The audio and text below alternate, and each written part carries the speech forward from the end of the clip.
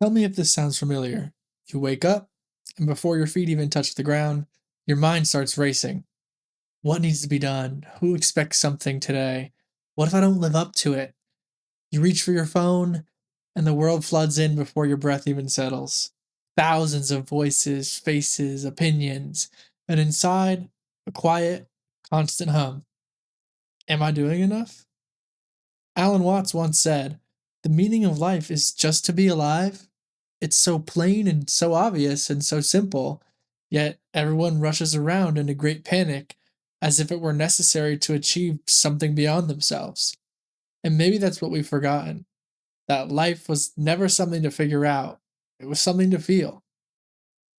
Alan Watts was not a guru sitting on a mountain. He was a bridge between East and West, science and spirit, logic and mystery.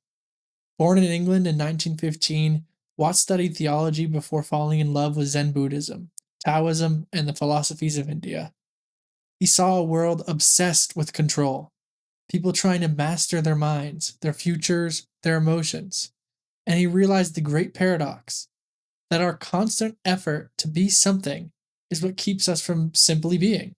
He said, "You are an aperture through which the universe is looking at and exploring itself."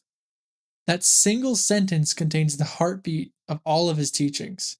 It means you are not separate from the world that you're trying to control. You are that world, momentarily conscious of itself.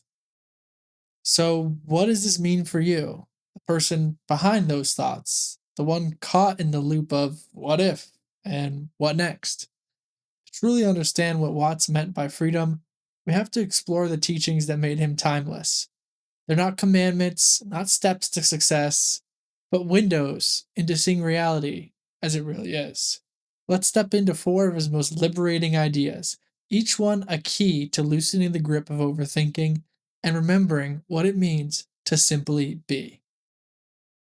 The first is that the real you is the universe expressing itself.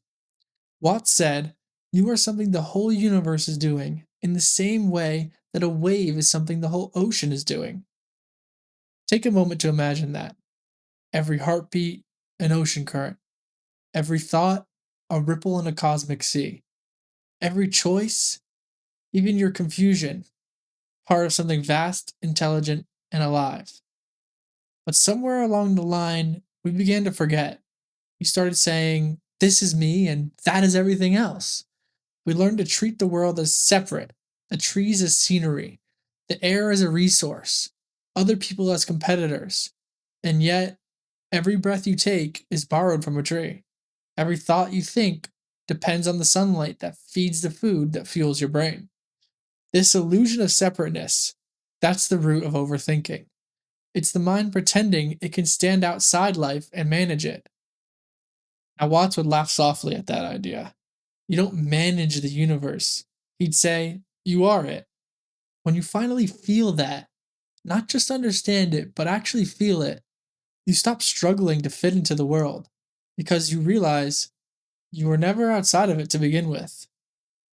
So the next time you catch yourself spiraling, step back, not away from life, but into it. Close your eyes, breathe, feel the hum of existence beneath your thoughts. That rhythm is not yours, it's everything's, and you are it. The second concept we're going to be looking at today is trying to define yourself is like biting your own teeth. Watts once said, "Trying to define yourself is like trying to bite your own teeth." And it sounds absurd until you realize how much of modern life is built on exactly that absurdity. We spend years curating identities, profiles, brands, reputations, chasing some final version of ourselves we can finally approve of. We want to be the kind of person who, and yet that kind of person is a moving target that changes every time we look. You're not your job, not your relationships, not your failures, or your dreams. You are the awareness watching all of that happen. But the modern mind doesn't know how to rest in that. It keeps asking, who am I really? And Watts would smile and say, who's asking? Mind tries to catch itself in its own net. It wants certainty about what it can never stand outside of. That's why defining yourself feels impossible, because you're both the question and the answer. Watts said life is like a mirror. You can't see your own eyes directly, you can only see their reflection. Likewise, the self cannot define itself, it can only be. Instead of building yourself like a statue, live yourself like a river. Flow, change shape, be different tomorrow without guilt for who you were yesterday. And when you forget, remember this: you're not a noun, you are a verb. You are a happening, not a thing. The beauty of being alive isn't in finally knowing who you are, it's in realizing you never had to. The third concept today is going to be the backwards law, the paradox of control. Alan Watts' backwards law might be the most direct cure for modern anxiety. When you try to stay on the surface of the water, you sink. But when you try to sink, you float. He meant that the more we chase something, the more it escapes us. If you try to be calm, and you'll grow restless. Try to be happy, and you'll notice all the ways you're not. Try to fall asleep, and you'll stay awake. Why? Because the effort itself signals a lack of. Wanting peace implies that you don't have it. Modern culture thrives on this tension. We scroll through 10 ways to find happiness, how to manifest abundance, how to stop overthinking. Every title begins with how to get, reinforcing the idea that we are missing something. Watt's answer wasn't passive. He wasn't saying do nothing, he was saying act, but without the strain of wanting. The Taoists call it Wu Wei, effortless action, doing without forcing, moving without clutching at outcomes. When you truly trust life, actions flow naturally, like a leaf riding the river. There's movement, but there's no resistance. So try this. Next time you feel that familiar anxiety about your future, instead of tightening around it, let it be there. Feel that tension in your chest, the racing thoughts, and then do nothing with it. Watch it like weather passing through the sky. Soon, you'll realize the storm doesn't need fixing, it just needs space to move. That's the secret. Peace isn't achieved by grasping for calm, it's revealed when you stop fighting the noise. And now, our fourth and final lesson is that life is music and not a journey. Watts once said, "We thought of life by analogy with a journey, a pilgrimage which had a serious purpose at the end. We missed the point the whole way along. It was a musical thing, and you were supposed to sing or dance while the music was being played. If the real you is the universe expressing itself, control is an illusion, then this, right now, is the song. Life isn't something to get right, it's just a melody you participate in. When you listen to music, you don't rush to the final note. You savor every moment. You let it build, swell, and fade. That's how life wants to be lived. But we're trained to chase crescendos, to believe the next milestone, the next goal, and our next breakthrough will make us whole.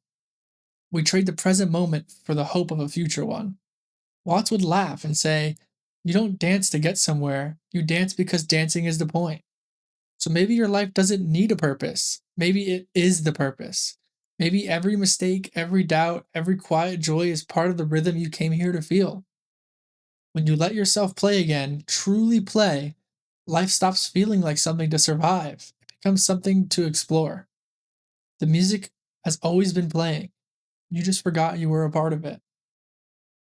Alan Watts didn't want followers. He wanted you to wake up, to stop treating existence like a problem to solve. Because when you stop trying to get life right, you find that life has always been right. You can breathe, you can laugh, you can feel the pulse of the universe moving quietly through you. The mind will still chatter, the thoughts will still come, but now you know they're not enemies, they're instruments in the song. And so, stop trying to conduct the orchestra. Just listen, let the music carry you, because it always has. Which Alan Watts idea challenges you the most? The real self, the backwards law, or life as music? Share your thoughts below and keep listening. This has been The Liminal Mind. I appreciate each and every one of you guys for listening in. A like on the video would be greatly appreciated, and any other topics you want me to discuss. Have a peaceful afternoon, and thanks for listening.